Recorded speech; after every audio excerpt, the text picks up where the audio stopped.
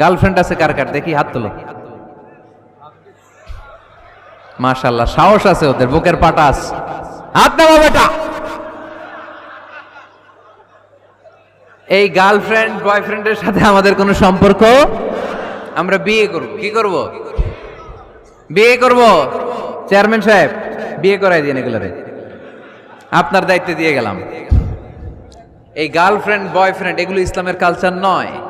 বিয়ের চেয়ে ভালো কাজ পৃথিবীতে হতে পারে। বিয়ে করতে গেলেই বাপে বলে আগে নিজের পায়ে দাঁড়া। তো এতদিন ও কার পায়ে দাঁড়াইছে? ছেলে মেয়েদেরকে সাহস দেন, ছেলেও পড়বে। ওই যে একজন চিল্লান দিয়ে উঠছে, ওর কমন পড়ছে, কমন পড়ছে। মাশাআল্লাহ। গার্ডিয়ানরা যারা আছেন ওদের দুঃখ কষ্ট একটু বুঝেন আপনারা, মিলাই দিয়েন ওদেরকে, বিয়ের পিড়িতে বসায় দিয়েন। বিয়েতে কল্যাণ, বিয়েতে বরকত।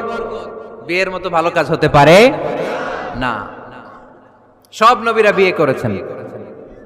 আর নিকাহ মিন সুন্নতি, বিয়ে আমার সুন্নাত। ফামান রাগিবা আন সুন্নতি ফালাইসা মিন্নি, যে আমার সুন্নতকে ভালোবাসে না সে আমার উম্মত হতে পারে না। বিয়েটাকে সহজ করে দেন। যেই সমাজে বিয়ে সহজ ওই সমাজে জিনা কঠিন, তাই না? যেই সমাজে জিনা সহজ ওই সমাজে বিয়ে কঠিন। আমাদের সমাজে জিনা করা সহজ, বিয়ে করতে লাগে 10 লাখ, জিনা করতে লাগে 1000, ঠিক কি না?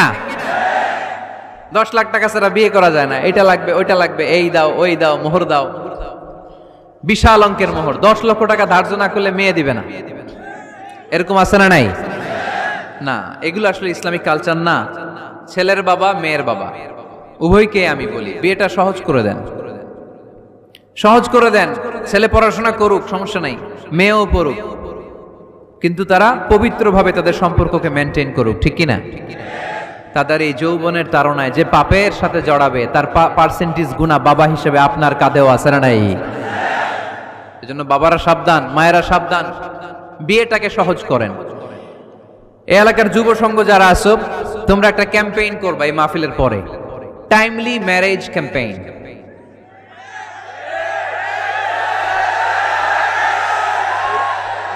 Timely marriage campaign. সময় মতো বিয়ে দিতে হবে, দেরি করা যাবে। বাপ মা বুঝে না, একজনকে হুজুর আব্বাই বুঝে না। গার্ডিয়ান যারা আছেন একটু সদয় হন।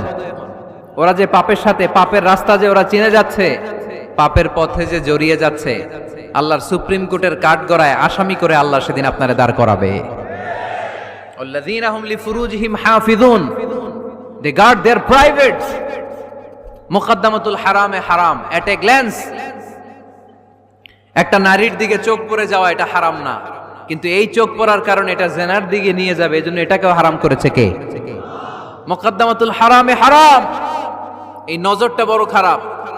আন-নাযার সাহামুন মাসমুমুন মিন সিহামি ইবলিস। এই নজর হচ্ছে শয়তানের বিষ মাখানো তীরের মধ্যে থেকে একটা ভয়ঙ্কর তীর। এই তীর দিয়ে শয়তান যুবক আর যুবতীদেরকে কাবু করে ফেলে। আমরা শয়তানের হাতে ধরা দিতে চাই না, আমরা বিয়ের মতো পবিত্র বন্ধনে আবদ্ধ হতে চাই, ঠিক কি না?